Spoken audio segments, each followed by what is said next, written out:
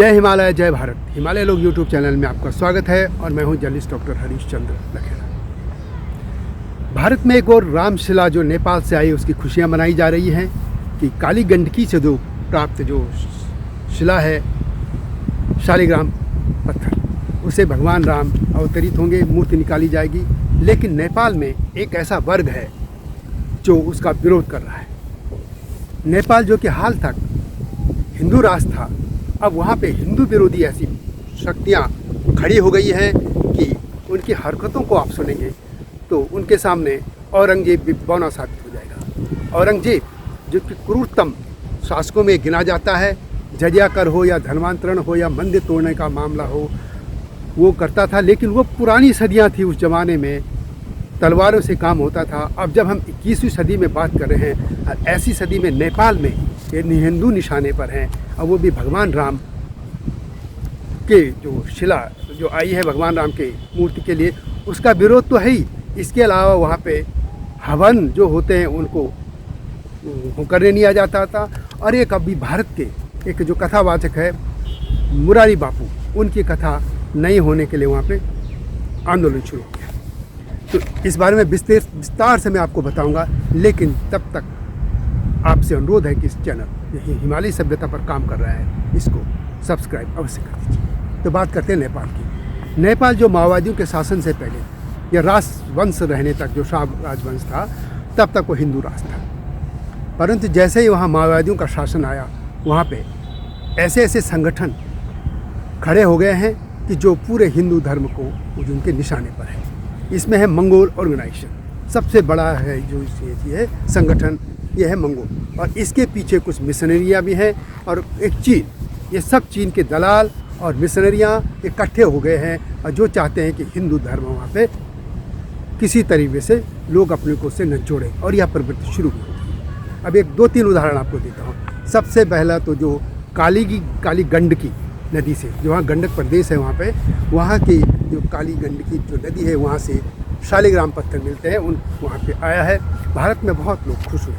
लेकिन नेपाल में एक ऐसा वर्ग है जो अपने को अब हिंदू बताना तो दूर, जो हिंदू ही अपने को कहते थे शाहवंश के उसमें, और भारत में आकर हुए अपने को हिंदू ही बना कहते हैं। उनके रिश्तेदार जो भारत में बसे हुए हिंदू कहते हैं, जब वो भारत में आ जाते हैं तो हिंदू कहलाने लग जाते हैं। लेकिन नेपाल में जाके उनकी छिछोरी हरकतें और इनकी आक्रांता हरकतें साफ दिख रही हैं। यह है मंगोल ऑर्गेनाइजेशन। और इसमें कितने ऑर्गेनाइजेशन है देखिए।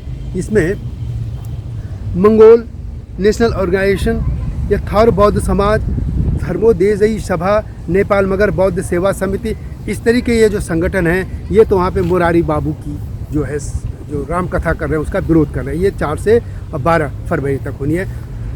राम कथा का या मुरारी बापू से मेरा कोई लेना देना नहीं कि उनकी सभा हो ना हो। वैसे भी अपनी सभाओं में अल्लाह अल्लाह करने लग गए हैं। वे अब राम के भक्त नहीं, वो एक पूरे मार्केटिंग करते हैं और एक व्यापारी हो गए हैं। सवाल ये है कि कोई भी व्यक्ति क्या वहाँ पे हिंदू धर्म की कथाएं नहीं कर सकता, राम कथा नहीं कर सकता। मेरा मुद्दा इतनी तक है। XYZ कोई भी होते, मुरारी बापू की जगह कोई भी और सज्जन होते, नेपाल के भी होते, तो क्या उसका विरोध ये करते ऐसे? क्या एक यदि वो डेमोक्रेटिक कंट्री है, अपने को सर्वधर्म वाली कहती है, सेकुलर कहती है, तो क्या वहाँ ऐसा होना चाहिए? और देखिए कि नेपाल में जो शासक है वो हिंदू है, खास प्रधानमंत्री पुष्प कुमार दहल प्रचंड खास हैं, वह ब्राह्मण। वहाँ के जो राष्ट्रपति हैं विद्यादेवी भंडारी, वो भी खास हैं, सवर्ण। और जो प्रदेश हैं जहाँ चाहे लुम्बिनी हो चाहे गंडकी वाला हो, यहाँ के भी जो वहाँ के मुख्यमंत्री वो भी सवर्ण हैं, मतलब हिंदू हैं। अब ये देखिए इनकी हालत क्या हुई। ये खामोश बैठे हैं और इससे इनके ये जो चीन के दलाल हैं मंगोल, ये अपने को वहाँ पे पूरे समाज को विभाजित कर रहे हैं। उन्होंने वहाँ पे आर्य और मंगोल इस तरह के डिवीज़न कर दिया है। अब वो क्या कहते हैं कि यहाँ पे आर्य बाद के लोग आए थे, यहाँ हिंदू धर्म का क्या लेना। अब इनको एक समझ नहीं आता इन मतिमंदों को कि जो भगवान बुद्ध थे वो तो क्षत्रिय थे, हिंदू धर्म के एक शाखा थे। इनको पता है नहीं कि ये जो सनातन धर्म है कितना पुराना धर्म है। और बुद्ध कोलिया वंशीय राजपूत थे, क्षत्रिय थे, और बाद में वो खुद भी हिंदू थे। वो कभी बौद्ध थोड़ी बने, उनके अनुयायी बौद्ध बने। उनको बुद्ध कहा गया, तो क्षत्रिय थे वो, और हिंदू धर्म में उनको विष्णु का अवतार माना जाता है। तो लेकिन ये मतिमंद लोग हिंदू और बौद्धों के बीच इस तरीके से कर रहे हैं कि अब पहले तो उन्होंने रामशिला जो वहाँ से भेजी है, शालिग्राम पत्थर वहाँ से जो शिला आई है, उसका विरोध कर रहे हैं। और वो ये कह रहे हैं कि क्यों भेजा गया भारत को, हालांकि मुट्ठी भर है, लेकिन कहते हैं कि एक मंदिर जो हिंदू मंदिर बनने वाला था उस पर विरोध में कैसे आए। यह है करनाल की राजधानी सुर्खेत में एक प्राचीन मंदिर मिला, उसको कहते हैं कि ये खश राजा थे सावनी कार्की, उन्होंने बनाया था। और उस ज़माने में हिंदू और बौद्धिज्म का इतना कोई वो नहीं था, अंतर भी नहीं था। अब भी कई जगह यदि हिमालय की बेल्ट में आप बॉर्डर पे देखें, वहाँ हिंदू और बौद्ध धर्म मिक्स है। हिमाचल में भी है, उत्तराखंड के बॉर्डर पे भी है, नेपाल में भी, ये भेद था नहीं। तो जितने भी खस वहाँ राजा हुए, चाहे अशोक चल हो, चाहे क्राचल हो, या चाहे और भी है, इन्होंने मंदिरों में बुद्ध को भी जगह दी।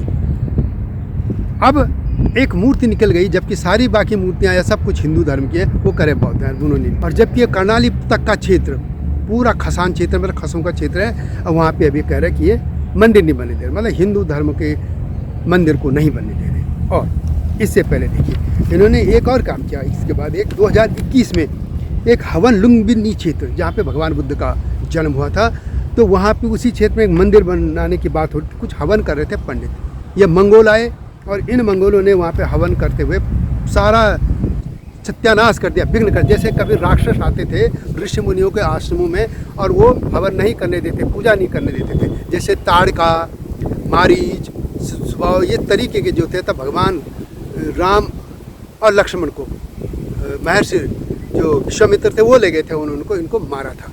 तो इस तरीके से ये राक्षसी जो प्रवृत्ति के जो मंगोल हैं वहाँ इकट्ठे हो गए हैं और हिंदू धर्म को इनके निशाने पे आ गया। ये पूरा ये कहते हैं कि जो खस क्षेत्र है, खस हैं, आर्य हैं, ब्राह्मण हैं, क्षत्रिय हैं, ठाकुरी हैं, ये जितने भी हैं ये यहाँ के मूल निवासी नहीं है। जबकि इनको एक चीज़ समझना चाहिए, वैसे मैं इसमें डिटेल भी ला रहा हूँ, ये जितने भी है मैक्सिमम लोग ये तिब्बती शरणार्थी हैं, इन्होंने वहाँ के अडॉप्ट कर दिए। ये वो किरात और इस तरह के शब्द हैं, जबकि किरात, ओरिजिनल किरात तो क्षत्रिय होते थे, क्षत्रिय में माना गया हिंदू धर्म की वही शाखा थी। और ये इन्होंने जैसे राय, लिम्बो, तमांग कई हैं, ये खुद भी कहते हैं कि हम तो ये किरात है ही नहीं, लेकिन अब ये किरात मान के अपने को कहते हैं कि हम पहले से, जबकि इनका जो पहले राजा भी हम माने, तो जो यहाँ पे घटोत्कच के पुत्र से, और जो यहाँ पे आप राजस्थान में जाएंगे, जो वहाँ पे श्याम खाटू माने जाते हैं, वहीं पे जो भीम के पौत्र थे वो वहाँ के प्रथम राजा थे नेपाल के। तो इस तरीके से कथा यदि आप देखें, और पहला वहाँ गोपाल राजवंश था, गोपाल मतलब भगवान कृष्ण के उससे था ये राजवंश। और वैसे ये बिखरे बिखरे इलाकों में था, लेकिन इसको खसदेश भी कहते थे, मतलब वहाँ पे हिंदू धर्म की जड़ें पहले से थी। और हिस्ट्री भी देखिए, पहले देखेंगे तो हिंदू धर्म प्राचीन है बौद्ध धर्म से भी। कि नेपाल में बहुत सी हरकतें कर रहे हैं मंगोलों के नाम पे उन्होंने पूरे समाज को बांट दिया। इनका जो मंगोल नेशनल ऑर्गेनाइजेशन है, और खास बात एक देखिए कि इसका जो पहले था एक गोपाल गुरुंग, ये कहाँ का था? सिक्किम का था।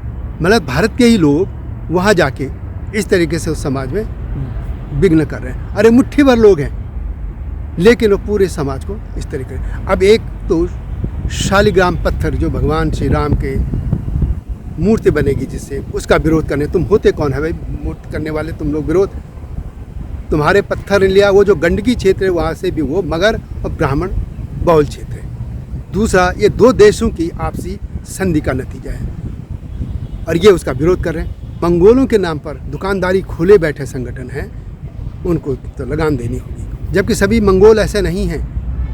ये कुछ लोग मंगोल और आर्य में पूरे नेपाल को बांट रहे हैं। तो नेपाल सरकार को इनको जेल में डालना चाहिए, इनके खिलाफ एक्शन लेना चाहिए, क्योंकि इनकी यदि ये हिम्मत रही तो देर सवेर ये ऐसे ही करते रहे। लेकिन एक और बात आई है, जिस तरीके से भारत में लंबे समय तक मुस्लिम तुष्टीकरण था, मुस्लिम तुष्टीकरण के लिए यहाँ के राजनीतिक दल मुस्लिम संगठनों के पीछे लेट जाते थे, वहीं अब हो रहा है। वहाँ पे जो मंगोल नेशनल ऑर्गेनाइजेशन बन गया है, इस तरह की जो हरकतें कर रहे हैं, वहाँ के पॉलिटिकल पार्टियाँ उनके कदमों में बिछी पड़ी हैं। तो आखिर कैसे होगा ये? और यदि ऐसा ही रहा, भारत सरकार भी चुप रही, तो आने वाले समय में नेपाल एक नासूर बन जाएगा भारत के लिए। पाकिस्तान से भी बदतर हालत कर देंगे ये जो चीन के दलाल वहाँ बैठे हैं। तो इन चीन के दलालों को ये बताना होगा कि आपकी हिम्मत कैसे हो गई शालिग्राम पत्थर की विरोध करने की, आपकी हिम्मत कैसे हो गई हवन कुंड को अपने विघ्न डालने की, आपकी हिम्मत कैसे हो रही है एक मंदिर पे कि मंदिर न बनने दिया जाए, आपकी हिम्मत कैसे होगी एक कथावाचक की, हिंदू कथावाचक की राम कथा न होने की। और नेपाल के लोगों को भी इस मामले में आना चाहिए। ख़ासतौर पर जो खस ठकुरी खामोश बैठे हैं, ख़ासतौर पर वहाँ के खस ठकुरी क्षेत्रीय जो भी हैं, ये कहते हैं कि बस कुछ लोग हैं चिल्लाएंगे चुप हो जाएंगे। ऐसा नहीं है, ये जहर है, ये पूरा फैल रहा है, ये पूरा मवाद फैल रहा है और कैंसर फैल रहा है नेपाल में। तो इसको रोकना ही होगा। तो सभी लोग इस पे सोचिए कि ये जो मंगोल के नाम पे ऑर्गेनाइजेशन बन गए हैं, चीन के शहर लेकर पश्चिमी देशों की शहर पर, ये जो दलाल बैठ गए हैं, ये जो राक्षस प्रवृत्ति के लोग हैं, जो औरंगजेब की संतानें हैं, इनसे मुक्ति तो पानी ही होगी। तो इस वीडियो को शेयर ज़रूर कीजिएगा, पूरे नेपाल में इसको भेज दीजिएगा, पूरे विश्व में, भारत में भी। और अगली वीडियो की प्रतीक्षा कीजिए। और एक और हिमालय सभ्यता पर जो ये चैनल है, इसको सब्सक्राइब अवश्य कीजिएगा। अगली वीडियो की प्रतीक्षा कीजिए। तब तक जय हिमालय, जय भारत। हिमालय पे पेड़ हो तो गीत गाएंगी नदियाँ, गीत गाएंगी नदियाँ। पेड़ों पे चिड़िया है तो गीत गाएंगी नदियाँ, पेड़ों पे चिड़िया है तो गीत गाएंगी नदियाँ। माँ की लोरी जैसे होते हैं नदियों के गीत।